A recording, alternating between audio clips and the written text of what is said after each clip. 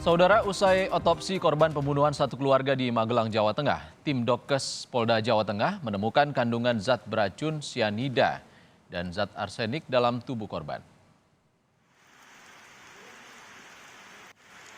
Hasil sampel otopsi tim Dokes Polda Jawa Tengah, sampel yang diambil dari organ lambung korban menunjukkan adanya zat kimia golongan sianida. Sedangkan zat jenis arsenik juga digunakan pelaku yang dicampur minuman dawet untuk percobaan pembunuhan pertama pada minggu sebelumnya, namun tidak berhasil.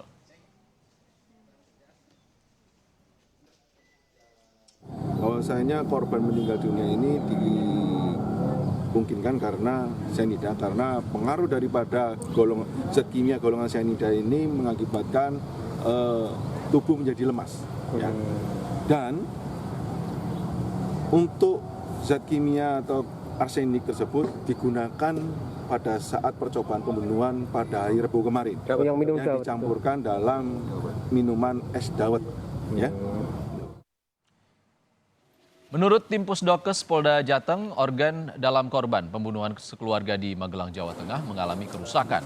Beberapa organ dalam bagian tenggorokan, lambung, usus, hati, serta otak berwarna kemerahan seperti terbakar akibat penggunaan zat kimia golongan sianida. Dari 3 jenazah meninggal tidak wajar dan setelah kita otopsi semua, dia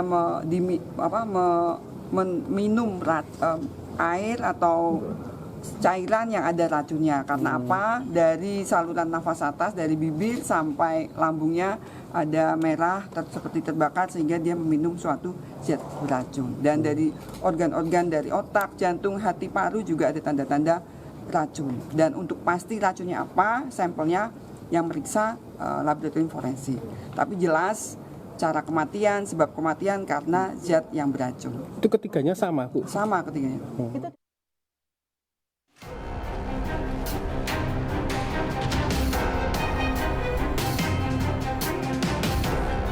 Keluarga besar korban sekeluarga tewas diracun di Magelang, Jawa Tengah Selasa malam menggelar tahlilan selama 3 hari. Keluarga, tetangga, dan kerabat ikut mendoakan korban. Pihak keluarga mengaku kaget, tidak menyangka pelaku tega menghabisi nyawa ibu, ayah, dan kakak kandungnya. Sempat menyangka nggak kejadian seperti ini, Pak? Saya dalam pikiran saya juga waktu itu dalam hati kecil saya itu juga ada sedikit lah untuk ke arah sana. Alasannya apa, Pak? Sempat berpikir Pak? Ya masalah internal dia pelaku sendiri. Setelah melakukan olah TKP, Senin kemarin, petugas kepolisian telah menetapkan anak kedua sebagai pelaku pembunuhan di Magelang, Jawa Tengah. Tersangka nekat menghabisi korban dengan alasan sakit hati karena semua beban biaya kehidupan ditimpakan kepada tersangka. Untuk motif yang baru kami dalami, yakni adalah karena sakit hati, di mana yang bersangkutan tersangka sebagai anak kedua mendapatkan atau merasa terbebani karena harus mencukupi kebutuhan sehari-hari keluarganya. Mengingat orang tuanya atau bapaknya baru saja pensiun dari pekerjaannya dan satu lagi kakaknya sendiri baru juga selesai masa kontrak kerjanya di salah satu perbankan. Sedangkan ibunya tidak bekerja, hanya sebagai ibu rumah tangga. Dan orang tuanya juga saat itu menderita sakit, sehingga membutuhkan biaya untuk pengobatannya. Demikian. Sementara hasil sampel otopsi tim Dokes Polda Jawa Tengah menunjukkan korban tewas akibat adanya zat kimia golongan sianida di dalam tubuh korban. Agung Bayuaji, Kompas TV Magelang, Jawa Tengah.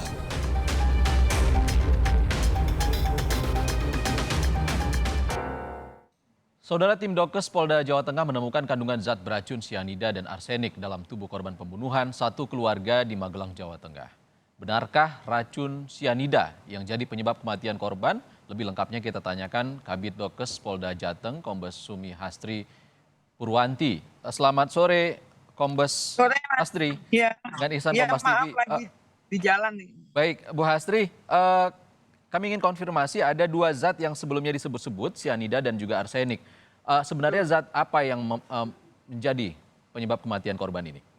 Memang kami yang memeriksa luar dan dalam ya, atau mengotopsi waktu setelah kejadian di Selasa sore, dan dari tanda-tanda di tubuh korban, tiga-tiganya memang meninggal karena keracunan. Dan untuk memastikan jenis racunnya, memang kami memeriksakan lambung dan isinya, juga sampel darah dan urin, dan kemarin sudah keluar, memang hasilnya positif cyanida, hanya cyanida saja itu. Sebelumnya ada percobaan dengan arsenik, artinya tidak ada arsenik yang terdeteksi dalam tubuh korban. Untuk kepastian lanjutnya memang menunggu dari pemeriksaan jaringan ya, histopatologi dari organ-organ lain, tapi sepertinya dari laboratorium forensik memang hanya positif cyanida aja di lambung yang pasti. Kalau sebelumnya katanya dia menggunakan arsenik, tapi kan tidak meninggal, maka dicoba lagi dia mencari untuk beratnya berapa gram, disesuaikan berat badan sehingga dia membeli cyanida. Bu Hasri, berapa banyak cyanida yang ditemukan dalam tubuh korban? Dalam tubuh korban kan sudah terserap ya sebagian, jadi kita tidak bisa menimbang berapa gram. Yang jelas dia banyak memasukkan ke minuman teh dan kopi. Yang kakaknya itu kan kopi sekitar 2 sendok masing-masing. Dan itu ya cukup besar lah seperti itu. Sehingga korban mengalami gejala mual, muntah, terus seperti tercekik, seperti terbakar di saluran nafasnya, dan ditemukan di kamar mandi seperti itu. Dampaknya seperti apa Bu Hasri, cyanida terhadap organ dalam tubuh? Ya ini dari bibir dalam ya, kita buka sampai saluran tenggorok, sampai ke lambung, sampai ke usus seperti merah terbakar gitu. Karena pasti si korban akan merasa kesakitan dan panas yang sangat dengan cyanida itu. Di minuman itu kalau cyanida dicampurkan, apakah Ya. bisa kita mendeteksi minuman itu sudah terkontaminasi oleh cyanida? Oh sulit sih, karena kan berwarna ya, kecuali ke air ya, air putih bisa kelihatannya, karena teh kan berwarna juga coklat, kopi coklat seperti itu. Jadi ya yang minum tidak menduga kalau di dalamnya mungkin ada racun cyanida atau arsenik seperti itu. Bu Hasri, dari penyidikan Polda Jateng sejauh ini berapa banyak sih sebenarnya cyanida yang diperoleh oleh tersangka ini? Ya, tadi hilang mas sinyalnya, gimana? Bu Hasri, berapa banyak cyanida yang diperoleh oleh tersangka ini dan juga digunakan untuk meracuni anggota keluarganya? Oh itu barang bukti ada di Polres Magelang Kota ya mas. Oke. Mungkin konfirmasi dengan Kapolresnya aja. Tapi Ya, memang saya lihat cukup banyak sih dia untuk membelinya. untuk mematikan seseorang dengan cyanida itu butuh berapa banyak racun? Tergantung berat badan, tergantung keadaan fisiknya, seperti itu. Jadi ya kalau di ilmu toksikologi ya 2 miligram aja seperti itu udah sangat Sangat bisa mematikan. mematikan juga. Iya. Oke. Tapi dalam 3 korban ini, tiga-tiganya ditemukan cyanida, Bu Hasri. Betul, cyanida.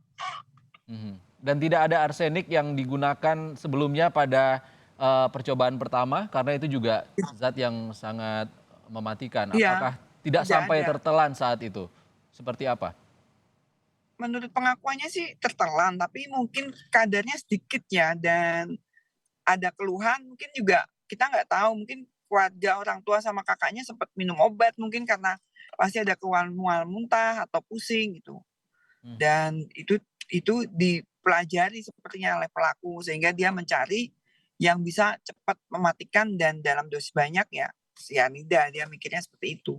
Oke, Bu Hasri, kalau untuk penyidikan terkait dengan pembunuhan dengan racun ini, alat bukti apa saja sih sebenarnya yang dijadikan analisa ataupun diperiksa oleh penyidik?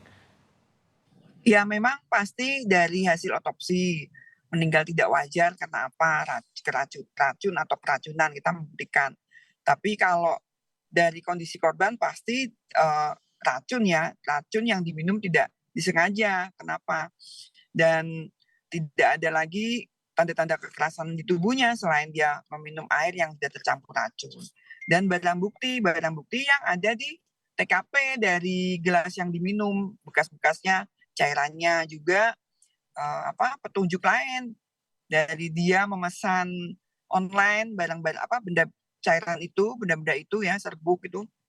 Juga bukti dari keterangan dia sendiri mengaku gitu dari keterangan terdakwa. Oke, Kabid Dokes Polda Jawa Tengah Kombes Sumi Hastri Purwanti sudah berbagi di Kompas Petang. Terima kasih.